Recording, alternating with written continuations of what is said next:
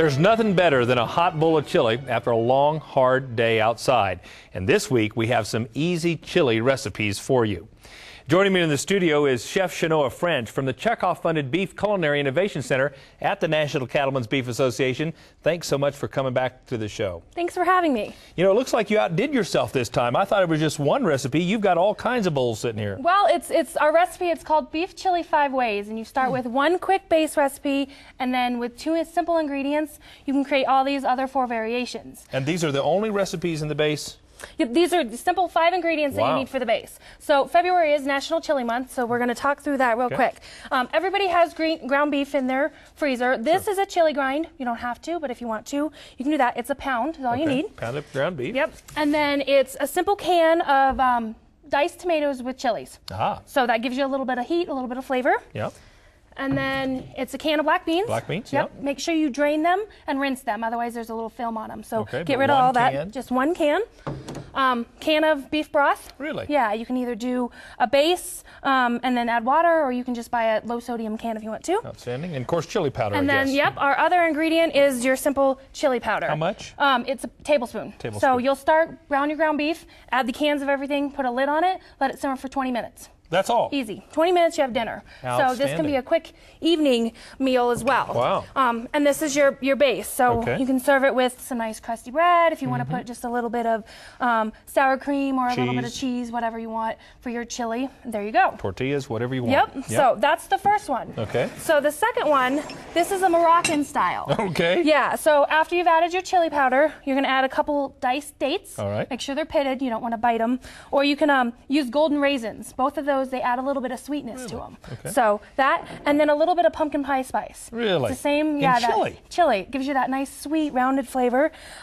If you like to substitute beans in this recipe, you can do garbanzo beans instead of the black beans. But we've plated this here on a nice bed of couscous, a little bit of Greek yogurt, and some sliced almonds. I have to tell you, we don't have couscous and Greek yogurt in our kitchen, but maybe we could buy it, huh? You know, for this one, you could try it. Something different. All right, good. So that's number 2. Very good. Number 3 coming up. Number 3, we're going to move back over here. This you might have. Yes. This is our Mexican version. Very good. Have you ever had Mexican mole before? No, I don't think so. So it's your traditional sauce that's done in a lot of Mexican restaurants, and it's unsweetened cocoa powder. Gives it just a little bit different flavor. Really? They talk about Mexican chocolate, and it's not as sweet as most people in America are used to. So again, a tablespoon of this goes into at step 2. Let it simmer. And then this one, we didn't put it on anything. We added some corn tortilla chips on the side, a little bit of cilantro. What are those other? These are pepitas, and they're actually pumpkin seeds. So really? Yeah, you know how you'd crack a sunflower seed? Oh, yeah. This is like the inside of a sunflower seed. And you just buy them that way? You can buy them that way, yep. And any, you do probably need to go to like the Hispanic aisle in the grocery store, but you can get them at any grocery store. Okay. Yeah. So number 3. Number 3. This is what we call Cincinnati style. All right.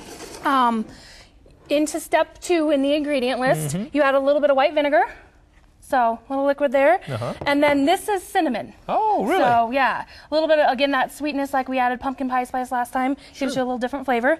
Anywhere that you go in Cincinnati, Ohio, you can find their pastas. Sure. Spaghetti sometimes. Yep, and it's kind of a chili spaghetti. This, we've done elbow macaroni noodles, a little bit of the chili, and then we've done just your standard white onions, sour cream, and a little bit of cheddar cheese. That looks good. So, yeah. Simple.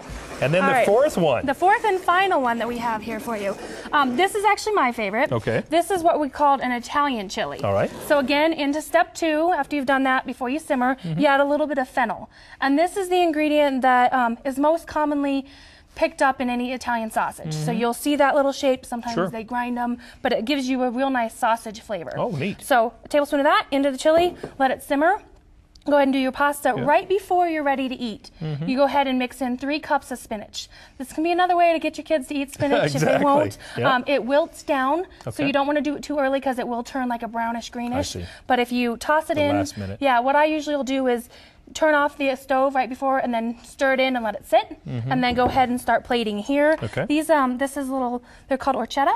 Oh, it's little ears pasta. They have little scoops, as you can see in there. You can put any kind of pasta you you could like. do any type that you want, but this is what we've chose. Okay. And then you top it with a little bit of pine nuts and some shaved parm. And so it's a total different profile for you. That's great. But yeah, so all of these are on the web. You can do the base chili and leave it in the freezer. Yep. Just make sure the most important thing, in order to bring out all the ingredient flavors, you need to cook it. So if you do the base and leave it in the freezer, you bring it back out, thaw it out, make sure you add them and then at least cook for 20 minutes. By heating your spices, you bring out the flavor and let everything cook together. Very good. Well, I've got to try one of these, Shanoa, if I can, real quickly here. Take a little bite. That's great. A little Italian chili, right? I love it.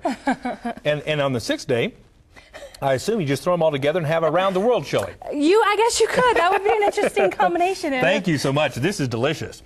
For this and other great beef recipes, visit our website at cattlemanandcattleman.org.